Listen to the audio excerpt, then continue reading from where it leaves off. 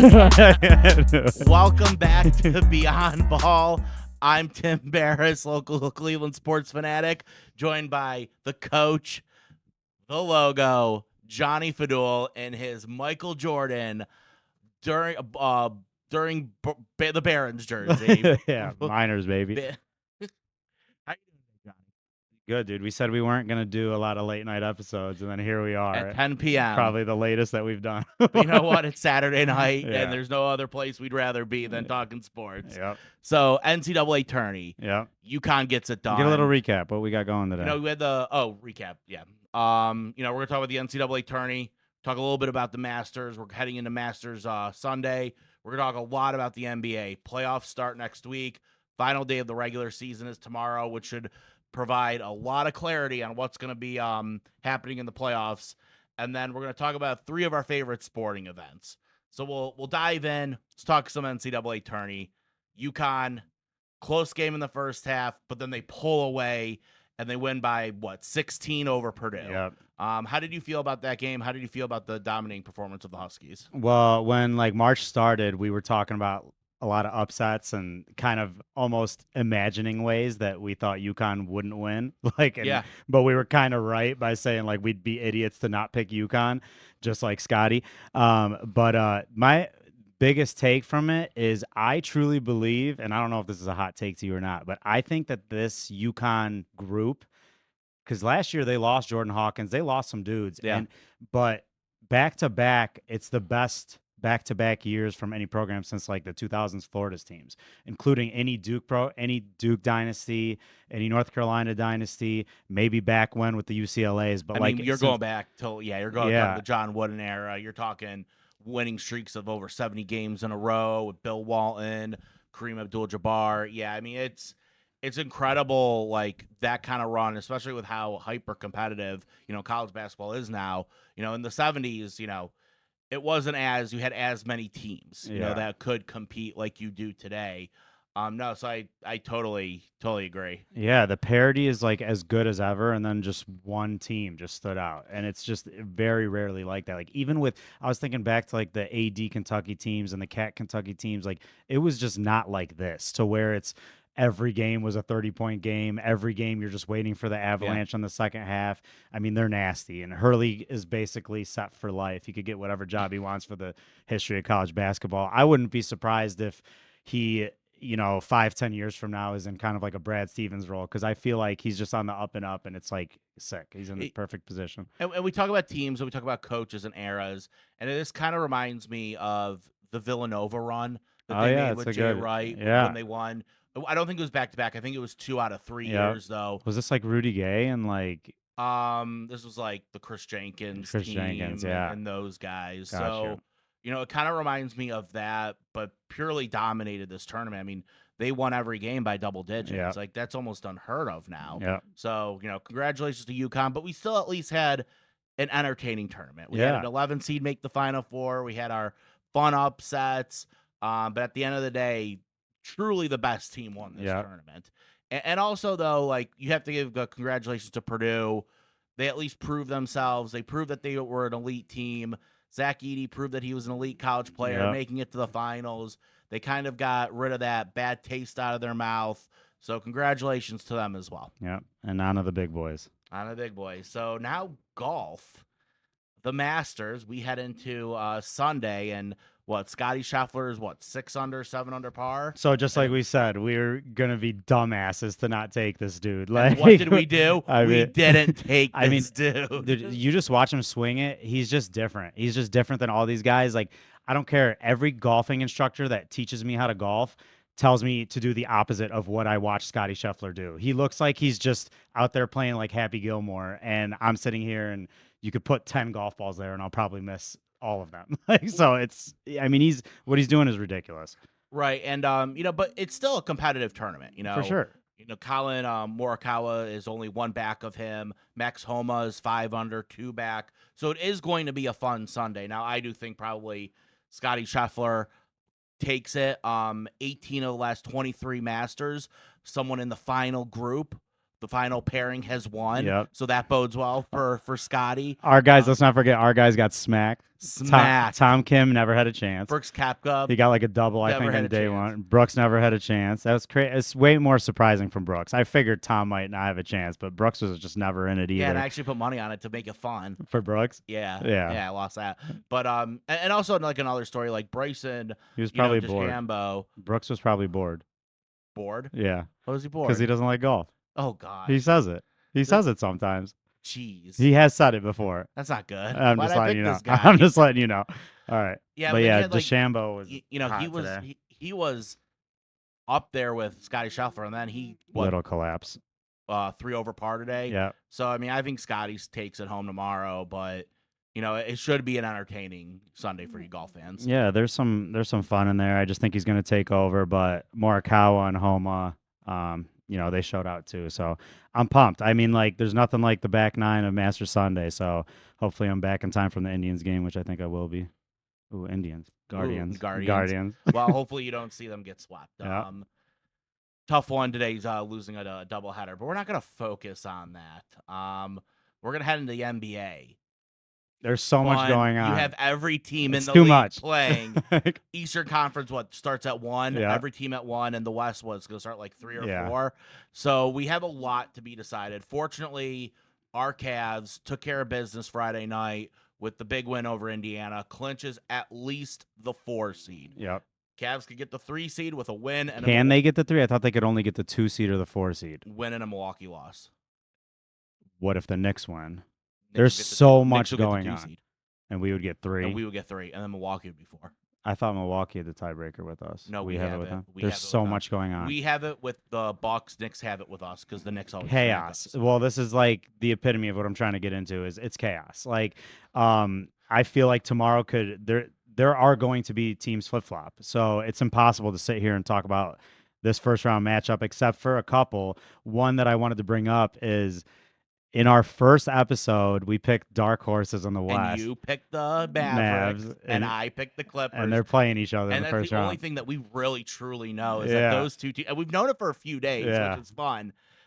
I mean, you're sticking with your Mavs, I'm right? sticking with my Mavs. Are you sticking with your Clippers? I'm sticking with the Clippers. I think the Clippers match up really well against the Mavs. So I think the Mavs match up really well against Clippers. Like, I think PJ Washington gives somebody to throw on Kawhi that they've really never had. You can kind of even switch with dudes like Lively and try to get some length on him on the perimeter.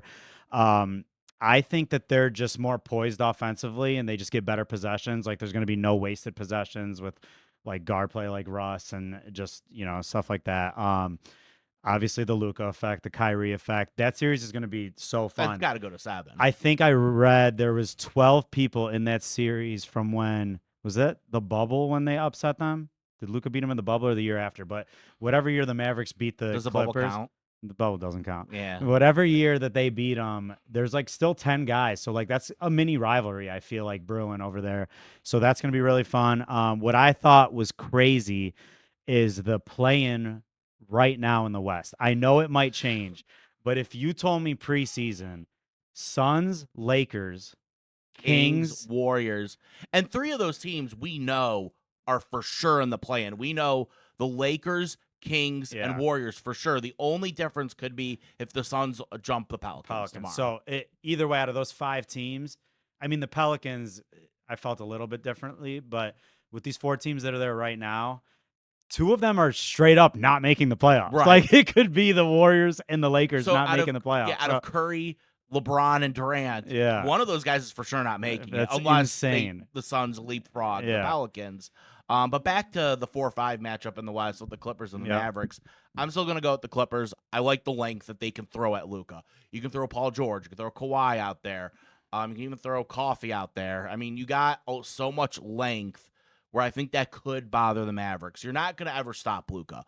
We've seen that in playoff series with LeBron. You can't really stop him, but if you can get under his skin enough, if you can make life difficult, I think the Clippers are a little more balanced, a little bit better defensively, so I'm still going to stick with them, but I do think this series goes to 7. It's going to be a fun series. It's going to be so good. It's the one, like, after the Cavs, like, you have to watch that one. I mean, I agree. To further kind of like negate your point, like their length, I do think their length might give him a little more issues, but like it's not like they're going to blitz this guy and pick and roll. So at any moment, like Luka's going to have one-on-one matchups. Yeah. So whether it's Kawhi, Paul George, I'm not worried about Coffee. He's going to murder him. But I just think he's going to do what he does. Like Luka, I guarantee you averages 35 plus in the series. He's going to. So it becomes Kyrie and the others to me. Yeah. Like, are they going to? Is Josh Green going to make his threes? Is Tim Hardaway going to make his threes? Is Kyrie going to be pretty consistent? Are they going to guard the way they've been guarding? That's it with the Mavs. I see them going until they meet Denver. That's how far I have them going. Okay. Yep. And then what about the East playing right now? How's that shaping East playing. Okay, so this is what's going to keep me up at night. I don't want to face the Sixers in the first round if I'm a Cavs fan. Can we still face Miami too? I don't want to face either of those two. I was more worried about Philly when I looked at the chart. I mean, both of them to me, dude. Like, I don't think we can face Miami. Okay. I'll have to look at that. But yeah, you have right now Philly, Miami, Chicago, and Atlanta.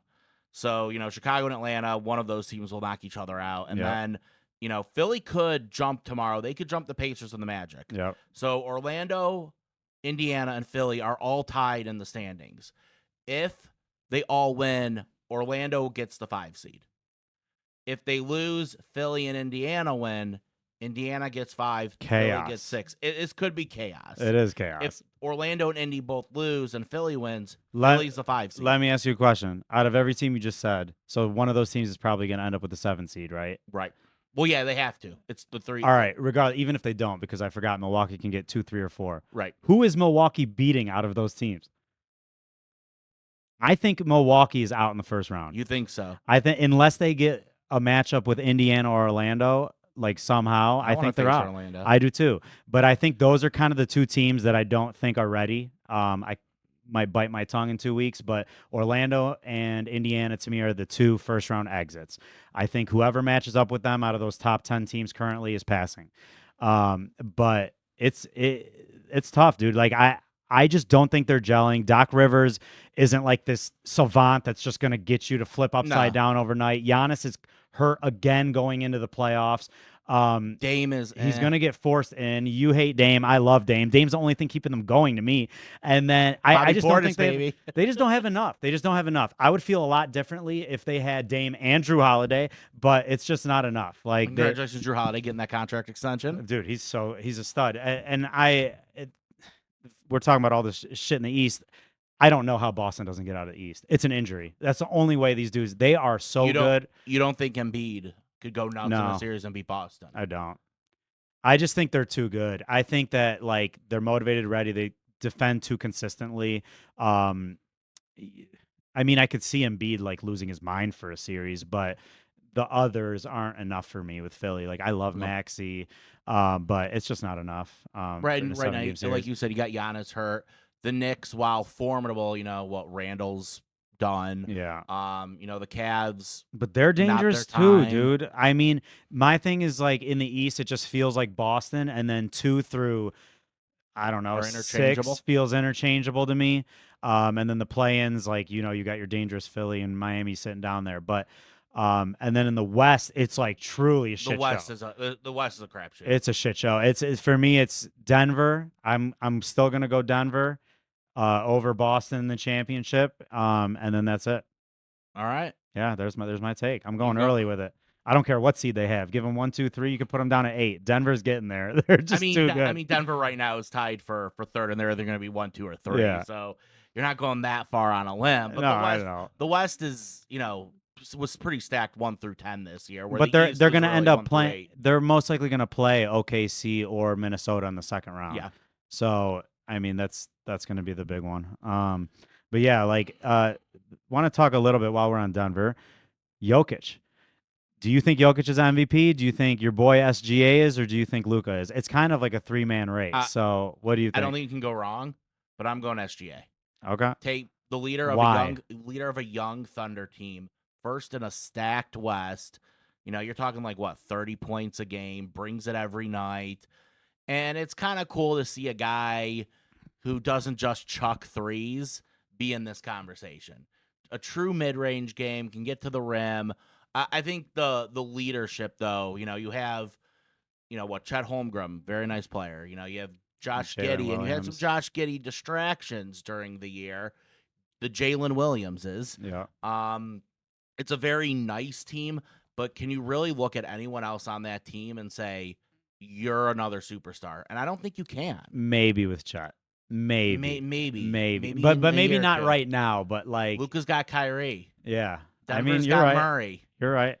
Like I like those points. I like those points, but like for me, it's again favoritism for Luka. Mine's Jokic. Okay. And I love Jokic. The Luka one it's crazy to me. What is Luka at? 34, 10, and 9. So for me to say this guy at 34, 10, and 9 is not going to win MVP is insane. But I mean, winning goes a long way. I go back and forth between Jokic and Luka because to me, the Mavericks are in NBA hell without Luka Doncic, and the Nuggets might still be a formidable team without Jokic. But the Nuggets are also they also have a 0% chance of winning any series in the West without that man. Right. I also think it's his most impressive year out of the 2 MVP years and last season, which I thought he deserved the back-to-back last year. Jamal Murray missed 23 games this year. These dudes didn't really skip a beat. So I don't even know what he's at. He's at 27, 12 and a half, and 9 a game. It's not like I'm the anti-numbers guy. Like I'm about I'm watching a game and what impact do you have on the game? And every time I watch him, he is above and beyond the best player in the court. Even when I watch the Thunder play, it's not always SGA. It usually is Luka when I watch the Mavericks, but it's just too consistent with Jokic. And until, he's not on the literal best team in the league, like who is a defending champ and he's backing it up every night, I would not want to play him. I would be scared of him. I'm not really. I don't see the argument against him. You can't go wrong with. No, I don't think you can go wrong with those three. But we also get to a point where he starts to get the Michael Jordan treatment? Well, he already got that last year, so that's why I feel like he deserved it last every year. I know for sure, and we have that. You could say the same thing about LeBron back in the day, Kobe, a couple of them with the Nash. Everybody has that that little whoa, are we really going to give it to... MVP fatigue. Yeah, giving it to one guy. Exactly, and it's annoying. But he's the dude you don't do it with because he is just you watch him anybody who watches a full Denver Nuggets game is I've never seen anything like this guy before. So, no, he is the best passing big man in the history of the NBA. 664 total plus minus, best in the league. That's an insane number. 664. I mean 664. And true shooting percentage of 70% in clutch situations. I mean, if you look at any analytical stat, he's going to be 1, 2, or 3. Right. And then he guards, he leads, and he kind of does it with I don't give a shit mentality. He's the man. He definitely is the most probably egoless superstar in the NBA. Yeah. Ever. Yeah. I mean, he just wants to go back to Serbia and be with his horses. Give me 3 or 4 Jokic rings at this level, and he's on my Rushmore. All time. Really? All time. 3 or 4, though. He's still got to get 2 or 3 more. He's got to get 2 more? Okay. At this level of play. Well, then who is on your Rushmore? He's out of right control. Now. Who's on your Rushmore? I mean, it's got to be Bron, Jordan. I mean, I go back and forth because I always like putting Shaq in my top 4 because I really believe he's the most dominant of all time. I always go back and forth with Tim Duncan. I actually put both of those guys above a Magic Johnson. But, I mean, it's best power forward of all time. Jordan, best shooting guard of all time. Best small forward of all time. To me, the best center of all time. So, are you defining it as guys you've actually seen play? I guess. Okay. I guess so, because I'm not putting Big O on there. Could he even dribble with his left hand? Every time I watch a Bob Cousy highlight, the ball never touches left hand. So I'm I can't really credit the 70s and 80s. Yeah, and the whole you look thing. at the Wilt thing, and the numbers are the numbers. Yeah. But we don't know what a game looked like back then. If Bull grew up in the whatever era, there you go. There's Wilt Chamberlain. Okay, that's what? That's something there. Is it Bull can shoot threes? Wilt can shoot threes. Fair. I mean, I agree with you. Jordan, LeBron, Shaq, because of, if you look at Shaq from 2000 to 2003, no one was stopping this dude. Yeah. The only person who stopped him in 04 was Kobe. Yeah. And then they had to break it up. So, if we're keeping it to players we've seen play, then I would put Kobe on mine. Okay. I love that. With a shout out, if there was a fifth, a dark horse Dirk Nowitzki All right. because he was fun. All right. Is he the best? Well, now he's the second best international player of all time. Luka or Jokic. Oh shit, he's third. Third? He's Yeah, third. he's third. Yeah, he's third. I can I do one more award, NBA award. Yeah. I want to ask. Defensive Player of the Year. My hot take is, I mean, Rudy's gonna win it, but my hot take is Wemby should win this award for the next 10 years. I mean, No, I'm like so serious. it's like 7 blocks. If he hits the 65 game threshold, give every Defensive Player of the Year. Which he did hit this year. He played in what, 71 games, I Yeah. think? Yeah. I mean, he takes away 65% of the court by himself by just standing there. Like, he's a lunatic. Wingspan. And I watched, who did I just watch the Wolves play the other night? The Suns. I think I watched them play the Suns the other night. And I'm watching Rudy, and don't get it twisted. Like, the way he affects shots around the basket is impressive. It's game changing. He's an elite player for his screening and his how he can affect the ball at the basket. Okay. But how he affects a game defensively just doesn't match Wemby. Wemby's playing with a bunch of people that, I mean, one of them maximum should be on the roster starting in the next couple of years. Who do you think? Like maybe Keldon Johnson, maybe Shohan, but like I'm not a Spur. Like, they're clearly trying to get him somebody in this draft, Yeah. like, and just doing this on purpose. But I mean, I'm telling you, dude, you watch that man play a full 48-minute NBA game. It's impossible to replicate what he can do because you can't replicate his body. So it's like, and then I mean, he can do everything. Like, he moves like Durant and Chet with just a little bit more. You know what I mean? He might even move a little bit better than them. Just looks funkier doing it, but I just love it. I love the way he guards. I mean, he had and he was on a minutes restriction for most of this year. Yeah. Pop was capping him at what, 28 minutes a game. So, I mean, the way he affects the game and can affect the game, he's not going to win it this year. They're not going to give it to him. They're not, but it's insane. But he will probably win that award 3 or 4 times in his career. Let me say, fire the GM and fire Pop if they're not a playoff team next year. That's how good Wemby is.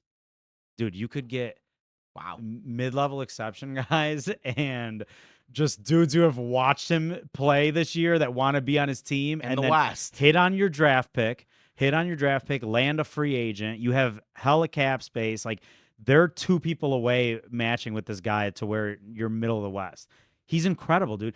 His standard, talk about Mount Rushmore. That's his standard. Like, if he's not one of the 4 best players to ever play basketball, his career is a disappointment.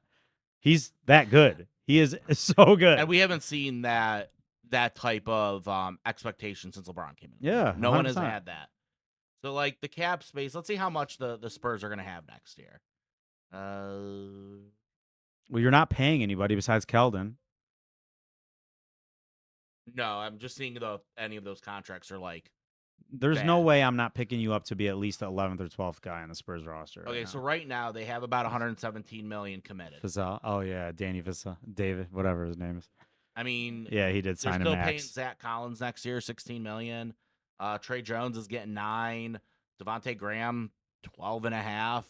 Keldon Johnson 19. Yeah, but Devin Vassell 30. He just got a max. Yeah.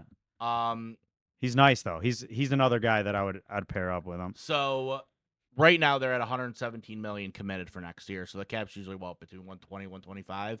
So they're not gonna be able to get another max guy. Keldon's doesn't come off. No, he's a fresh one. Keldon. We'll talk about this another day, but my bottom line, so we're gonna talk about the bad contracts on the Spurs. But Wemby doesn't need a lot. Is my moral of the story. He doesn't, dude. No. He needs a couple guys. You could build him like the early Cavs and just put 4 shooters around him and give him the ball for 20 seconds. Yeah, then he'll leave. I don't know. He could also play like Shaq around the basket if you need him to. So, okay. So your picks is still Denver over Boston. Yeah, it's boring, but it's just like makes the most sense to me. My dark horse is Dallas, and then my dark horse in the East is probably still Miami, as much as I hate it. My dark horse is still the Clippers. I'm gonna say the Thunder get through the West. And in the East, Boston. Okay. Dark horse in the East. You're going Philly. You're going Philly. I get it. I mean, you can't not. I mean, he's Philly. looked good. Yeah, back, I know. Like almost 30 a game. Yeah. Like He's ready. He is. And there are no back-to-backs in the playoffs, which benefits him probably the most out of anyone. Probably should have just won back-to-back MVP awards too. Yes. So he's got a little bit of a chip on his shoulder for sure. Right. I like it. Some good NBA stuff. It's going to be hot next week. We're going to be right in playoff time. I mean, next week. Are the playoffs already going to have been started by the time? They'll probably start Saturday. So we'll probably need, playoff episode, baby. Playoff. Let's go. Shoot it. Love it. John, we got our fun one. Out of all the sporting events, we're gonna pick our 3 favorite. All right, personal best. Not like what you believe are the best. Your personal best. All right, start with you. March Madness. Okay. You know it. Christmas morning. I love Christmas morning? It's the best. Okay, I'm gonna go Browns home opener. I was thinking about something like that. Here's why. We're usually at home. Usually. And I know we usually lose that game, but I'm talking about before the game starts. Yeah. It's warm weather. It's nice. There's so much hope in the air. You're down there with your friends. You're excited. There's so much hope in the air. What was it? 3-4 years ago. This is why I will give you a lot of respect towards the Browns home opener pick. I delayed my Achilles surgery to go to opening day. I got wheelchair to the game. No, actually, I had Jello shots thrown at me as I'm in the Muni lot, so that was sick. So that's how much that shit means to me. So I get it. And I think as we go forward, and depending on if they get a new stadium or not, the home opener could even be better if there's a lot more stuff wherever the new stadium is, or if they keep it downtown. So for me, Browns home opener is number 1. Okay, my second one. I'm going to go. This is just bias. So you got to go personal, right? So NBA Finals. That's fine. I love the Finals. I don't care who's in it. I get locked in. The only year that I didn't love it was the bubble. Because it sucked. It just it was just different. There was some cool stuff that happened. And I felt bad for those players. They're in a hotel room. They're getting their meals packaged. Except for Bron, I felt like he did whatever he wanted. But Bron, I think they probably gave Bron better meals than they were given the 8th guy on the bench for the Nuggets. I mean, Luka and Jamal Murray had an absurd performance in the bubble, but that was the only year ever where I think that was the Heat Lakers and Bam was hurt and the Lakers were beat up. That was the only finals that I am not locked into every possession of every game. That was weird because you had the Zoom fan. It was just, Oh yeah, I forgot about that shit. That was the worst. It was not fun. What was that? So that's just my personal one. I'm going basketball. I'm gonna go the Super Bowl. Okay. You have your friends over, you eat, you drink. You also kind of just make the day of it. I also love that. And this is one thing I wish the NBA Finals would do just a little bit better. I like that the game starts at 6:30. Yeah. All right. I'm sorry, old man here. I like to get to bed. The Natty started at 9:30 on Monday. And I didn't watch a second half. No, I get it. So, you can make a full day of it. You get to go bed at an early time. You usually have a decent halftime show. So Super Bowl 2. I feel dirty leaving the Masters off, but I'm going Super Bowl as my number 3. Okay. So go ahead on your number 3. Number 3. I'm gonna go a little different here. I'm gonna go the first Saturday in May. Saturday in May. Go to the Kentucky Derby. Another hot one we talked about. Yeah. That's your personal favorite. I love the Kentucky Derby. It is sweet. I've always wanted to go. I haven't been able to yet. Yeah, we should go this year with my swear jar money. I got another $1.50. Yeah, you got this another episode. $1.50. Yeah. You got the pageantry. It's the tradition. Will you wear one of the white hats? I would. Yeah. All right. Get a mint jewel up. Yeah, it would be a fun time. All right. I get to pick your attire. Let's go. Okay. All right. Let's do it this year. When is the Kentucky? The first weekend of May. It's 2 weeks. 3 weeks. Oh shit! So we can't do it this year. No, we can do it next year. All right. We'll do it next year. Plan on it. Yeah. I'm in. All right. So next week's episode is even going to be more about NBA. I mean, the next probably 2 or 3. Yeah. Let's be honest. Yep, This is for sure. This is gonna be a wild playoffs.